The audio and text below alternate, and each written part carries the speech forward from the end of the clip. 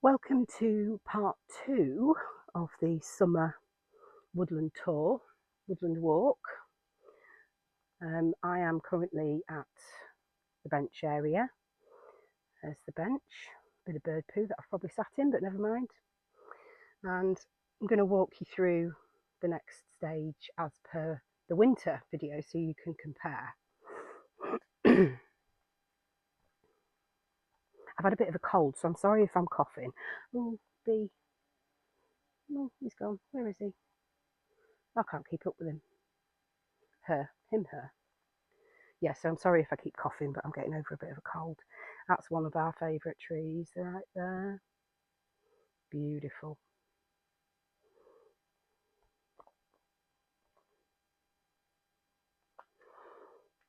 So I'm still in the hazel and I'm coming to our tiny hazel coppice. We have made a change here since I did the coppice video, and I'll explain why. But as you can see, we've protected the stalls with the twiggy brash from the product that we actually cut down from the stalls, so we haven't bought anything. And you can see that although they've done well, oh dear, that one's been nibbled. That's new. I've got one stem at least.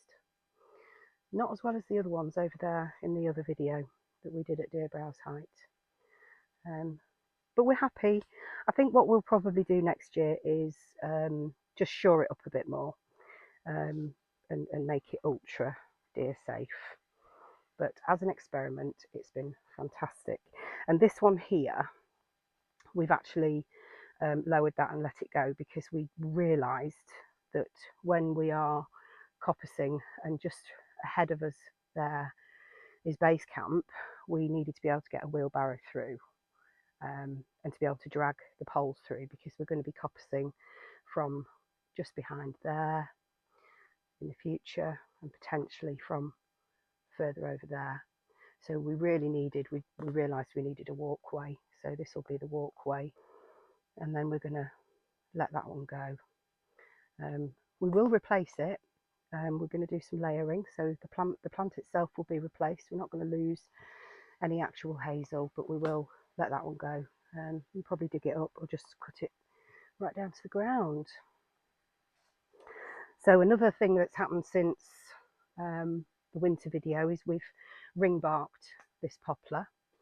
The woodland is young, 22, 3 years old, so it's severely lacking in deadwood, that really valuable habitat for wildlife, invertebrates. So we have taken a section of bark which essentially cuts off the food system, survival system for the tree, and it will eventually die and degrade and hopefully fall, but will be really, really valuable to the woodland ecosystem. And the poplar here are non-native, they are hybrid poplar. I think poplar crossed with American cottonwood, something like that. So they aren't of as much value, and we do have plenty of them. So to sacrifice one for the benefit of the inhabitants of the woodland, in our view, is worth it. So I'm now approaching base camp. So you can see we've got quite a clearing here, and we did this so that we could bring the car in to load up with firewood and the stuff that we have to bring in. This is a different sort of perspective, I think, than you've seen here. Dan's working. And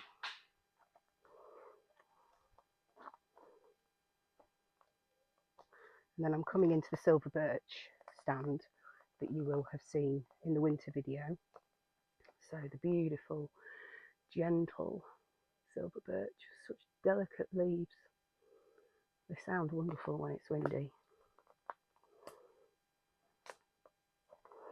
So another quick look at base camp. See Doris the dandy, the forestry shelter. So the hub of operations and where we retreat to when the weather turns, which apparently it's going to today, so we may well need that today. And where we sit and eat our sandwiches, it's got a little cooker in it, two ring hob, so we can boil a kettle and what have you. So yeah, into the silver birch, heading sort of towards old base camp. We're now heading north again. It's quite thickety in here. Oh, we've got another wild rose that's flowered. It's going to produce the hips. And that there is a naturally regenerated hawthorn. So we've left that. Just going to fight my way through here, really on uneven ground. Spiky hawthorn. I actually just had to cut the video there because I got completely tangled and couldn't move. So yeah, managed to get myself out of that little pickle. Back filming.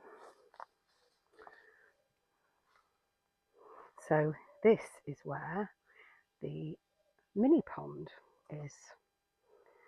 We situated it next to a little natural glade, and we coppiced this hazel here to provide cover and safety for the animals, so they feel more comfortable using it. Pleased to say there's some water in it despite all this hot weather, but we do bring rainwater from home. And we do have a water butt here that collects rain from the tarps at base camp. So we always put rainwater in, and here is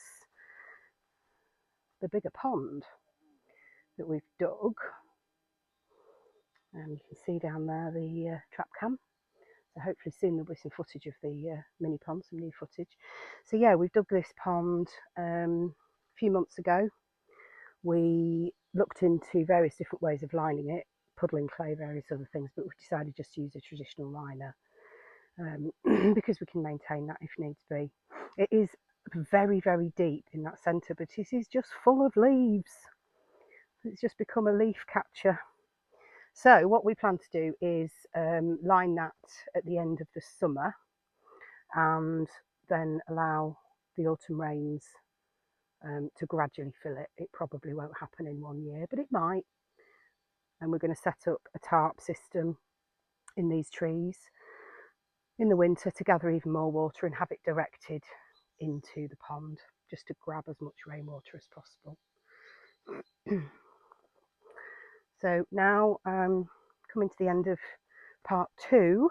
So I've done the loop and I'm going to finish up back at old base camp.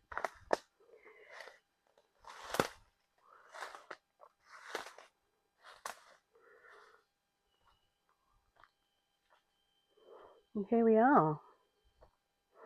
Right there is where the tent was. And this is the clearing that was already here that we used as old base camp. And then just over there is new permanent base camp. So again, always hope you enjoy these videos. Please subscribe. We're really trying to build the channel. It means so much to us to get the word out there about British broadleaf woodlands, their stresses and pressures, and you know what you can do to help out, and just enjoy them with us. See you soon.